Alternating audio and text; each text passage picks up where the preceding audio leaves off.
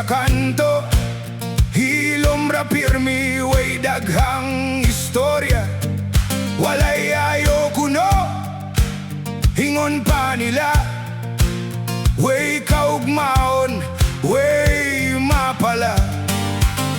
Mga silingan, sige tamay, sa iyang damgo walay misabay. Bisan unsaon niya ug paning kamot, sa ilang mata wala gihapoy bili. Pero wala siya mohunong, bisan sakit ang ilang pulong. Gikugos niyang paglaom ug gipadayon ang iyang tumong. Karon tanawa, nilampos na ang gitamay, maoy nidaog na. Nindot ang trabaho, maayo na kita, giati man niya ang pamilya. Ang mga libak nahimong hangin, gipasagdan lang, wala tagda.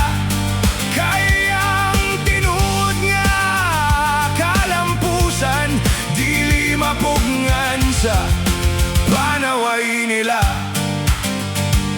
Ay! Nakahuman siya sa pag-eskwela, nilampos tungod sa iyang kugi. Minggawa siya nakakitag higayon, og miuswag ang iyang panahon. Ang mga tao nga nakaila sa iya, namangha sa iyang naabot karon. Pero imbis nga magmalipayon, mas nidaghan man noon ang istorya. Silos tingali wata kahibaw nga nung wala sila nalipay. Pero siya padayon gihapon sa dalan nga iyang gitumong. Karon tanawa, nilampos na ang gitamay, maoy nidaog na. Nindot ang trabaho, maayo na kita, giati man niya ang pamilya. Ang mga libak nahimong hangin, gipasagdan lang, wala tagda. Kayang tinuod nga kalampusan, dili mapugngan sa panaway nila. Wala niya kalimti ang higala, nga niuban niya sa karsada.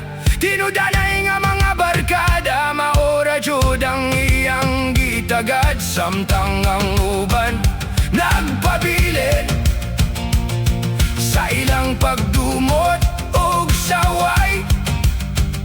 Ang ilang kinabuhi wa mo uswag, kay libak ra ilang giatiman.